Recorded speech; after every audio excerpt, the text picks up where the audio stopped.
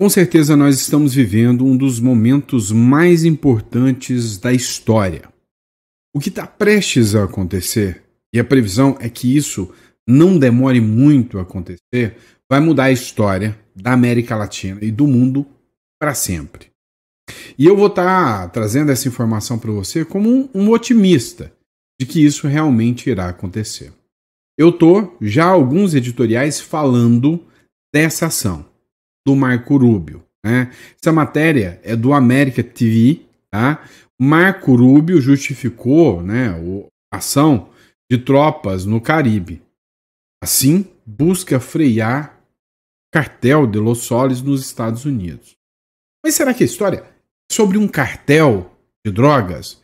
Será que realmente o que Donald Trump está tentando buscar é a incursão contra um cartel de drogas? E eu vou te garantir que não. Que não. Eu gosto muito de avaliar as publicações, né, que acontecem aqui na América Latina.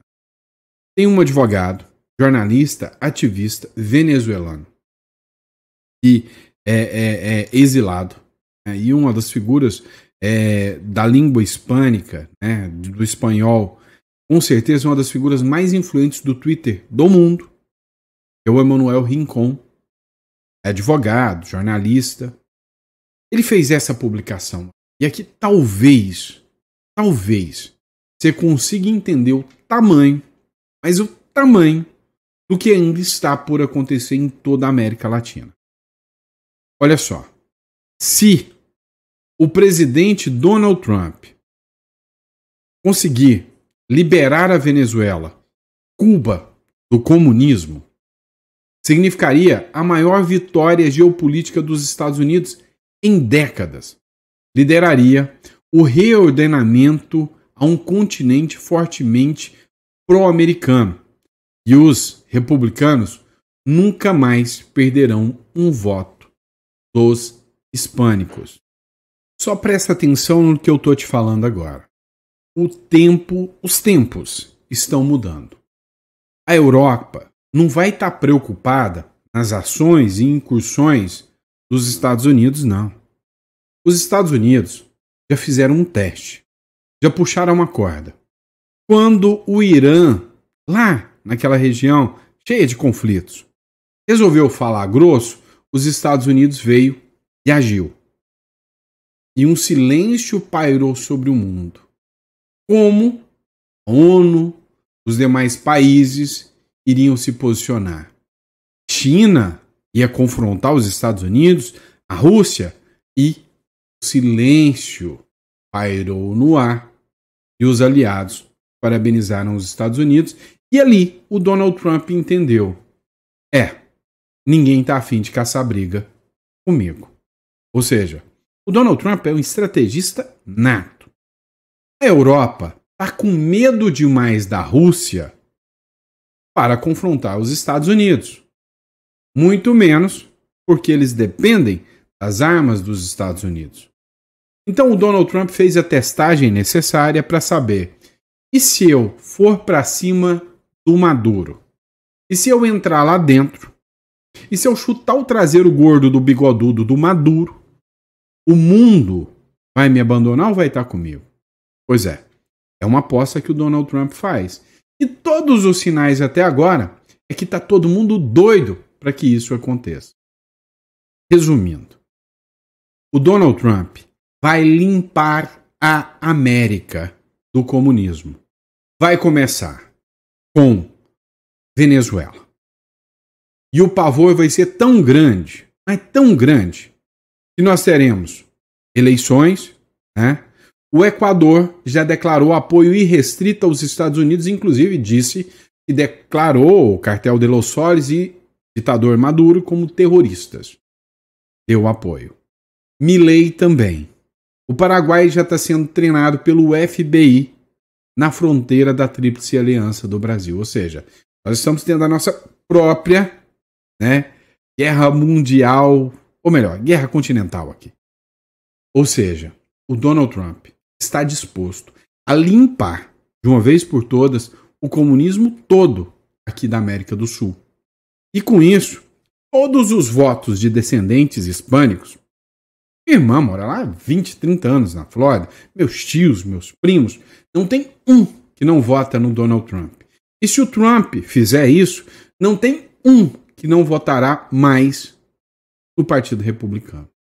Então, o Donald Trump entendeu. Muito mais importante para o Trump agora é pressionar a esquerda, pressionar o comunismo aqui na América Latina. E vai dar muito, mas muito resultado. Tanto é que países como o Chile, que sempre foram esquerdinha, já estão voltando para a direita. A chance da direita ganhar lá é muito grande. A Colômbia, o Petro já está com os dias contados. O Miguel Uribe liderava de longe as pesquisas. Mataram o Miguel Uribe. Fizeram um assassinato a sangue frio, ou seja, um atentado contra a vida dele, com que fez com que o povo da Colômbia fosse para a rua. Ou seja, os governos de esquerda socialista encontraram o seu pior inimigo de todos os tempos. E o Donald Trump, depois do que aconteceu no primeiro mandato, ele não está disposto mais a brincar com essa gente. Lembra o que o Olavo de Carvalho dizia? Ou você os prende pelos crimes que eles cometeram, ou eles te prenderão pelos crimes que você não cometeu. O Trump quase foi preso pelos crimes que ele não cometeu. Agora, ele não está afim mais de conversa, nem discurso, nem blá blá blá com essa gente. Ele vai limpar a América do comunismo. Escuta o que eu estou te falando e me diga se o que eu estou te falando tem sentido. Se o Trump fizer isso, será que os republicanos perdem mais uma vez a vida, as eleições? Nunca mais. Segunda coisa, você está vendo alguém dos democratas, ou seja, dos candidatos de esquerda, defenderem os comunistas aqui da América do Sul? Você ouviu algum deputado democrata dos Estados Unidos fazendo publicações em defesa do Maduro? Não. Por quê? Porque eles sabem que se eles fizerem isso, eles nunca mais se elegem. Então, nesse caso, melhor ficar calado e deixa o Trump fazer o serviço sujo. E vai acontecer. Não tenham dúvida que a buquelização da América toda já começou. Vamos lá. E as coisas têm de ser enfrentadas, são absurdas. Olha essa publicação. Moraes, ministro supremo, Alexandre de Moraes, mandou segurança ver celular de advogado após desentendimento em audiência de trama golpista. Marcos Vinícius de Camargo Figueiredo, que é defensor do general Mário Fernandes, não estava gravando a sessão, mas mandou ir lá e pegar o celular do advogado. Isso é uma ofensa, uma afronta à liberdade do exercício da profissão de advocacia. Cara, eu fico olhando os meus pares, os meus colegas advogados, atuando, eu fico, incauto com tudo isso. Porque, é incrédulo com tudo isso. Porque, sinceramente, é um absurdo não sem precedentes. Né? Há muitos anos, graças a Deus, eu atuo, né? Nessa área onde eu tenho que estar de frente a frente ao juiz. Sou consultível, eu fui para a área empresarial, mas hoje a humilhação da minha classe é gigantesca. Hoje, sinceramente, eu estou vendo muito advogado desistindo da profissão por causa do tamanho da humilhação. O Leandro Ruschel escreveu o seguinte, advogado tendo que mostrar conteúdo do celular para segurança de juiz, que atua como vítima, investigador, acusador e julgador. Mas, segundo o militante da redação da Globo News, o Brasil é um exemplo de democracia, não há nada de errado aqui na República das Bananas. Nesse mesmo contexto, tem um importantíssimo colega advogado, que é o André Marsiglia, constitucionalista seríssimo, que disse o seguinte, o STF já decidiu que a polícia abordar uma pessoa num beco para averiguar seu celular é ilícito. Ou seja, se e somente se, a polícia estiver andando num beco, viu um sujeito com cara suspeita pra caramba, né? Como? O cara suspeita? Não, o cara tá com uma tatuagem do PCC no braço. Coisa simples. Vai lá e para o cara e fala, deixa eu ver seu celular. Aí olha o celular. O policial pode ser punido, né? Só é possível fazê-lo com autorização judicial, pois fere a sua intimidade e privacidade. Mas o celular de um advogado, que é a sua ferramenta de trabalho, pode ir lá e pegar. E a OAB continua e permanece em berço esplêndido. Até agora não vi manifestação da OAB até o momento que eu estou gravando esse vídeo. Repetindo a matéria, Moraes manda segurança ver celular de advogado após desentendimento em audiência de trama golpista, né? Então, assim, se isso não te acende um sinal vermelho, meu amigo, não sei que mais que vai te acender um sinal vermelho, não, porque eu tá tenso, tá? Pessoal, recado, eu esqueci de pedir vocês a se inscrever no canal, vai lá, dá uma força, inscreva-se no canal, é sempre importante. Hoje é dia 15, nós vamos encerrando, né, essa sexta-feira abençoada, nesse último nosso editorial, mas não menos importante. Tô me despedindo não, tá? É porque eu tinha esquecido de falar isso aqui no começo, eu sou meio tagarela, eu começo a falar, eu não paro, né? Mas vamos lá, vamos entender tudo que está acontecendo. Vamos no próximo bloco. Vamos lá. A turminha da esquerda tá eufórica. Olha como o governo Lula é maravilhoso, como o governo Lula é bom. O dólar caiu ao menor valor em mais de um ano, tá 5,38. O governo Lula é maravilhoso demais. Só que não. Peraí que não é bem assim. Calma aí. Ó, tem muita gente pedindo para que eu fale mais um pouco sobre questões de economia, sobre investimento. E a gente vai voltar a falar, porque eu tô falando muito de geopolítica, eu tô empolgado, torcendo pro Maduro cair, eu tô falando muito de geopolítica esses dias. Mas tem tempo que eu não falo de economia. O que tá rolando? O dólar caiu sim, tá? Só que isso é efeito macroeconômico, né? Ou seja, da situação, não da atuação positiva do governo brasileiro, mas da situação do dólar lá fora. Você precisa entender. O Donald Trump teve agora apresentado, né, as métricas da inflação. E as métricas da inflação do Donald Trump vieram totalmente controladas. O que faz com que os Estados Unidos se torne mais seguro e que dê aso para que o Federal Reserve, né, o Banco Central dos Estados Unidos, reduza, né, a taxa de juros. E aí o que acontece? É o seguinte. Como a taxa de juros dos Estados Unidos reduziu, eles começam a pagar menos. Por quê? Porque está se tornando seguro e estável os Estados Unidos novamente. Enquanto que o Brasil, a República das Bananas, aqui o negócio está só azedume, puro, né? E a taxa de juros aqui está na casa dos 15 e tanto. Então, tem muita gente que está falando, não, então eu prefiro agora, né, investir, né, os traders da vida, vou investir para receber mais juros. Então, está acontecendo essa migração, né, e retorno de dólares de grana virando real por causa da taxa de juros aqui no Brasil. Isso não é um ponto, isso não tem nada a ver com a articulação política de Fernando Haddad, nem nada disso, tá? É um movimento de mercado. Então, muita gente perguntou. O que faria, isso não é uma recomendação para nenhum de vocês, né, é o que eu faço. Eu sei que isso aqui, né, não vai durar muito, é uma maré passageira. Pessoal, vocês estão vendo eu mexendo nos olhos aqui? Tá coçando pra caramba meus olhos, né? Desde hoje cedo. Não sei por que tá coçando tanto assim. Mas assim, isso é uma maré que tá acontecendo agora. Eu não tô recomendando você fazer isso. Eu aproveitaria. Sim, dolarizo meu dinheiro, até porque se rolar o que tô com medo de acontecer aqui, do sistema SWIFT, dar uma quebrada, né, em relação às sanções da lei Magnitsky, ter grana em dólar tem mais vantagem, tá? E aí, deixa eu te contar uma coisa, tá? Por que eu gosto tanto do Uruguai? Ih, lá vem o chato falar do Uruguai de novo. É o seguinte, o Uruguai, ele tem a vantagem de você ter movimentações em dólar. Sim, a moeda oficial é o peso uruguai e o dólar americano.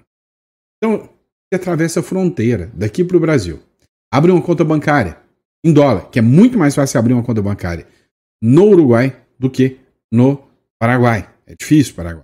Então você abre uma conta bancária em dólar, tira uma residência, tem sua cédula própria, e você pode manter o seu dinheiro muito mais seguro. É a forma mais infalível e mais segura de você manter o seu dinheiro, tá bom? Então, se isso é interessante para você, clica aqui, ó, tá?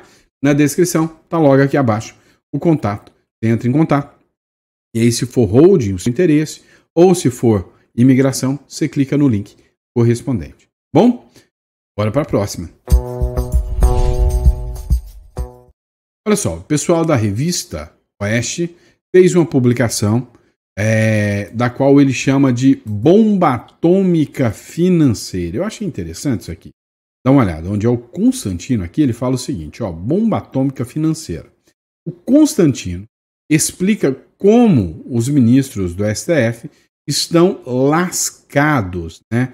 Uma publicação aqui do vereador Deime Vasconcelos, e aí vou colocar aqui para vocês o trechinho desse vídeo. Bora falar sobre isso. Mas agora sai uma nova informação aí dessa reunião com o Eduardo Bolsonaro em Washington, que ele não poderia nem manter essas contas no Brasil, ainda que não fizesse transações em dólar. A sensação que dá é que os bancos brasileiros, por enquanto, estão levando em banho-maria essa história para ver se os Estados Unidos esquecem. Como é que você enxerga tudo isso, Consta? Que esses bancos estão correndo um alto risco. E mesmo assim, né, como ventilou a imprensa, os ministros do Supremo não gostaram da reunião, com o André Esteves do BTG, com representantes do Santander no Brasil e por aí vai. Eles não gostaram da reunião e mesmo assim há essa interpretação aí muito benéfica ao sancionado da Lei Magnitsky, de que não, na moeda local não tem problema, é só se for realizar transações em dólar. Não é a interpretação, por exemplo, que eu, um leigo, tenho da Lei Magnitsky. Pelo que eu já li sobre o assunto e pelo que a gente já viu em outros países, há precedentes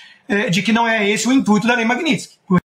Vamos lá, só para vocês terem noção, eu acabei de falar para vocês agora o lance de você tá com seu dinheiro aqui. Imagina você tá com seu dinheiro todo, vamos lá, no Itaú. De repente o Itaú tá fazendo movimentações, vem os Estados Unidos e tira todo o Itaú do sistema financeiro SWIFT. Cara, ninguém sabe o caos que vai acontecer. Ninguém sabe para onde seu dinheiro vai parar. Ninguém sabe se o Itaú vai quebrar com o seu dinheiro lá. Entendeu o tamanho do barulho, né, do buraco aqui? O intuito da Lei Magnitsky é uma bomba atômica financeira. É tornar o sancionado um pária internacional para que ele não possa viver dentro do sistema bancário mundial. Ou seja, ele tem que ser desligado dos bancos como correntistas, dos bancos que querem operar mundo afora. É o caso do BTG, que tem operação aqui em Miami, é o caso até do Banco do Brasil, que tem o BB Américas, é o caso de todos esses. Então, Itaú, Bradesco e por aí vai. Então, sim, na minha interpretação, que o Eduardo Bolsonaro reforça que parece ser a da Casa Branca, né, você tem que ser desligado dos bancos e operar com papel moeda ou com dinheiro da Angola, ou seja lá o que for. Né? Você tem que ser desligado como correntista e é mais grave do que isso. Né? O próprio Silvio deu exemplo aqui do que pode estar para chegar para ele e ele não tem noção ainda. É aplicativo de empresa americana que ele não vai poder usar. De novo, você vira um pária para o mundo americano e quem quer operar com o mundo americano. Por isso é uma sanção tão pesada que vai para cima de gente como os cúmplices do Maduro, ditadores de países onde o Estado fracassou e por aí vai. Eles estão já fechados dentro do seu regime, eles já são sancionados como nações, via de regra, pelos próprios americanos, pelos europeus, e eles vivem dentro desse sistema fechado como nababos, como reis, é o caso do Maduro na Venezuela, mas não pode operar com ninguém do mundo civilizado, digamos assim. É isso que recaiu sobre a cabeça de Alexandre de Moraes. O André Esteves está adorando a pílula, por que será? Eu não sei. Agora, se vier um aviso, tudo bem, veio só um aviso, saiu barato. Mas há precedentes de multas multibilionárias em outros bancos que tentaram ser engraçadinhos. Agora você imagina o que pode acontecer com um banco que, como disse o Constantino aqui, tentaram ser engraçadinhos, né? Ó, na publicação aqui, eu achei interessante a publicação do Octávio Facuri, tá? Ó, os bancos estão cansados de saber que não se opera em nenhum sentido com o sancionado da OFAC, né? E o Octávio Facuri, que é do sistema, né, financeiro, então ele sabe muito bem, né, o que ele está falando acerca disso. Ou seja, eles não estão para brincadeira, tá? Literalmente não estão para brincadeira. Agora, tem uma coisa que está acontecendo que está chamando a atenção. A pressão em cima do Hugo Mota, né? A pressão está vindo de todos os lados. tudo quanto é beira, tudo quanto é beirada, né? Tá vindo pressão em cima do Hugo Mota. Se o Hugo Mota não põe em votação uma anistia, a oposição quer bater nele.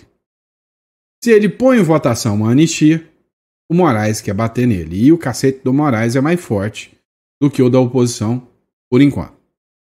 Se ele põe em votar, né, o impeachment do Alexandre, se ele pressiona, né, por mudanças em relação ao processo, o impeachment do Alcolumbre, em relação ao processo que alteram poderes da Suprema Corte, ele apanha, como por exemplo, o fim do foro privilegiado do STF. Se ele não põe, ele está apanhando agora do Centrão e da oposição. E aí, no meio de tudo isso, ele teve que ir atrás do Bolsonaro para bater um papo com o Bolsonaro. O Mota deve visitar o Bolsonaro em prisão domiciliar, o que é uma aberração, né? Prisão domiciliar preventiva. Sem previsão nenhuma em qualquer instrumento legal, né? Deve visitar o Bolsonaro em prisão domiciliar após sugestão de líder da oposição. Olha só. O presidente da Câmara dos Deputados, Hugo Mota, deve visitar o ex-presidente Jair Bolsonaro na próxima semana. Bolsonaro está em prisão domiciliar desde 4 de agosto por determinação do STF, Alexandre de Moraes. A ideia do encontro partiu do deputado, líder da oposição, o Zucco. Tá? Ao R7, Zucco explicou que ligou para Mota nessa tarde e que o presidente da Câmara agradeceu sua ideia e disse que falará ainda hoje um dia e um horário para que o encontro ocorra. Há a possibilidade da visita acontecer na próxima semana. Falei, pois é justa, é necessária essa conversa, explicou o Zucco. O presidente apoiou o Mota na eleição, orientando a oposição. Prosseguiu. A ideia é que no encontro Bolsonaro fale com Mota sobre a tramitação do projeto de anistia aos presos pelos atos extremistas do 8 de janeiro. Né? Pois é. Olha, querendo ou não querendo, você precisa entender que o Bolsonaro ainda é um líder da direita, mesmo preso. Mesmo preso. Então, ainda há, né, a necessidade de figuras políticas terem diálogos e conversa, tá, com o Bolsonaro. Eles querem tentar apagar a imagem do Bolsonaro e não vão conseguir. Os líderes da oposição, né, e também do próprio Centrão estão pressionando o Hugo Mota e estão irritados com ele. Dá uma olhada no que diz aqui Andréa Sadi nesse caso. Quanto mais o presidente da Câmara, Hugo Mota, diz publicamente que ele não avalizou acordo nenhum, que ele não autorizou acordo nenhum em troca de reassumir a cadeira dele na presidência da Câmara, mais ele irrita os seus aliados que garantem a ele, que na verdade garantiram a ele retomar o controle da Câmara. Esse acordo, do qual de fato ele não participou, mas do qual ele foi comunicado, como o líder do PL contou aqui pra gente na Globo News, o Sócrates Cavalcante, foi o acordo que permitiu que o Hugo Mota retomasse o controle da Câmara. E nesse acordo está prevista a aprovação desse chamado pacote da impunidade, principalmente o item das prerrogativas. Por exemplo, a Câmara dá o aval para abrir ação penal, colocar ali, estipular um prazo para inquérito policial. Eles queriam passar o foro privilegiado, mas eles têm essa visão de que não vai passar no Senado. Então eles querem apostar naquilo que pode ter vazão de fato. Hugo Mota está cada vez mais pressionado. Os parlamentares que estão acompanhando as suas declarações, líderes principalmente de oposição, estão muito incomodados e vão aumentar a pressão para cima do presidente da casa. Escuta só, por que a pressão está acontecendo e por que o foro privilegiado pode não passar no Senado? A maior parte da casa é alvo de processos e mais processos do Supremo Tribunal Federal e simplesmente ficam lá parados por anos e anos. Impunidade. Sim. Agora, a depender da forma que esse foro privilegiado passe, o fim do foro, esses processos podem ser remetidos para juízes da primeira instância. E aí esses juízes da primeira instância não vão ter dó, não. Vão ser vral. Então, tá muito cômodo para os senadores. Olha, não quer votar impeachment de vocês, a gente não tá nem aí para os ministros do Supremo Tribunal Federal, deixa vocês tocarem o terror do jeito que vocês quiserem e deixa a gente fazer aqui os nossos cambalachos, né, nosso negócio, do jeito que a gente quiser e tá tudo bem. Tá tudo bonito. Tudo bonito, né? E é essa a ideia. Essa é literalmente a ideia do Senado. Então é por isso que eles não querem votar. Tá? Mas há uma pressão cada vez maior para tirar, né, para minar, principalmente em relação à Câmara dos Deputados, a influência do STF contra os deputados e senadores. Essa PEC está sendo chamada de PEC da impunidade, porque é o seguinte, qualquer processo que vier, quem decide se o processo anda ou não, a Câmara dos Deputados. E aí você pode falar o seguinte, mas Sandro, olha o que estão fazendo com os deputados da oposição. Esse é um ponto. O segundo, o que vão fazer com deputados corruptos, de propina, de mais não sei o que, nada mais vai andar, ninguém mais vai ser punido. Bem que, na prática, por corrupção, ninguém é punido. Então sou totalmente a favor dessa PEC. Olá, pessoal. O senador Davi Alcolumbre anunciou, né, segundo o coronel Crisóstomo, que abrirá, né, vai abrir a CPMI do INSS, né, o que pode ser uma pancada em cheio, né, em cima do governo Lula. Ou só mais uma CPI que vai acabar em pizza. E é o que eu tô acreditando, tá? Uau, o Alcolumbre abrir. Conversei na manhã de hoje com o presidente Hugo Mota, conversei ontem com o senador Omar Aziz, que é o indicado do Senado Federal para presidir a CPMI mista do INSS. Omar Aziz. Lembra, né, da CPMI da Covid, onde o Omar Aziz ficava lá atacando o Bolsonaro? É ele que vai presidir. Já sabe, né? Já viu. A oposição não precisa esperar muita coisa disso. E o presidente Hugo Mota me assegurou a mim e ao senador Omar Aziz que ainda no dia de hoje os líderes da Câmara dos Deputados fariam as indicações das lideranças partidárias para que nós pudéssemos instalar a CPMI. Falei com o presidente Hugo Mota, ele me pediu, querido Omar e líder Rogério Marinho, que nós pudéssemos fazer a instalação da CPMI na próxima semana, impreterivelmente. Conversei.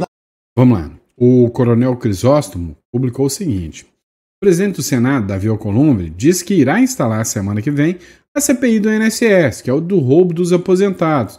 Sim, é uma excelente notícia para o Brasil e para os que foram lesados por bandidos. Precisamos prender todos os bandidos. Olha, é melhor do que não ter nada. Pelo menos pode sair alguma informação, pode passar alguma informação ali, né, sobre isso aí que acaba furando a bolha. Um videozinho do Nicolas Ferreira pode dar um resultado bom pra caramba.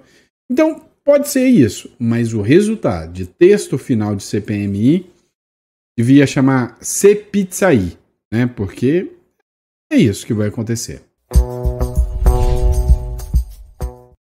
Vamos lá. Mas vocês devem estar falando, principalmente você que é esquerdista. Ah, mas o Sandro, né? Tendencioso. Não fala nem das coisas boas que o Lula faz. Por exemplo, o Lula mandou um mega pacote sobre o tarifaço que foi lançado, né? Ou seja, ele fez um anúncio de 30 bilhões de reais para ajudar os empresários que estão sendo afetados pelo tarifaço. Primeiro, escute-me. Primeiro, se realmente, se de verdade, essa ajuda fosse uma ajuda mesmo, eu ainda assim não daria créditos para o Lula. Porque quem causou o tarifaço no Brasil não é Eduardo Bolsonaro, é o Lula. São as medidas absurdas que o Lula faz. Agora, se fosse uma ajuda, eu já não elogiaria e já criticaria. E se for uma verdadeira... trapaça não? Como é que chama a palavra? Se for uma verdadeira armadilha. E se for uma armadilha? Sim. Se é uma armadilha, aí é que eu não vou elogiar mesmo. Presta atenção. O pacote de Lula para tarifaço foi lançado. Ótimo. Vou emprestar 30 bilhões para vocês, empresários. Tá, mas o juro é quanto? Porque aí a Selic está 15 ponto tanto. O que adianta? O que adianta? Presta atenção. Eu vou deixar de vender para os Estados Unidos porque eu tenho uma tarifa de 50%. E aí vem o cara pálida, me oferece um empréstimo com um juro a dar com pau. Qual a minha vantagem nisso? As críticas já começaram. Olha só, achei interessante esse artigo de opinião da Elisa Ribeiro. Bom pra caramba, ó. Lula vende empréstimo bancário como solução para empresas taxadas pelos Estados Unidos. O agiota estatal lança hoje a MP Meu CNPJ mais uma dívida. Só pode. O presidente Luiz Inácio Lula da Silva anunciou que no dia 13 de agosto assinará uma medida provisória criando uma linha de crédito, já foi até assinada, de 30 bilhões para empresas afetadas pela tarifa de 50%. Linha de crédito da qual eu não sei taxa de juros, meu pequeno. Não vai adiantar nada. Não resolve nada para mim. Entendeu? Então, o cara quer me ajudar me enfiando em dívida. Não vou parabenizar, não vou elogiar e não concordo com a medida anunciada e adotada aí pelo Lula de forma alguma. É um absurdo. Só querem quebrar os empresários. Bom, obrigado, pessoal. Fica com Deus. Vejo vocês amanhã de manhã em mais um editorial. Amanhã, geralmente, eu publico 1 ou 2 ou 3 vídeos, tá? Tô tirando um time aí. Na verdade, não tô nem utilizando esse time para descansar. Não tá dando, tá? Tô reestruturando muita coisa dentro de uma das minhas empresas. E são reuniões e mais demandas. Esses dias tá um tanto quanto cansativo. Mas logo eu vou voltar ao normal. Eu me sinto despido o dia que eu não gravo os vídeos para vocês, tá? Logo a gente vai voltar aí, a gente vai arrumar uma estrutura aí para tá trazendo os vídeos para bom? E só para falar para vocês, ó, quem quiser aí precisar maior desconhecimento sobre holding, offshore, estruturação do patrimônio, tá na descrição aqui. Entre em contato conosco, tá bom? Grande abraço e até o próximo vídeo. Amanhã a gente tá de volta.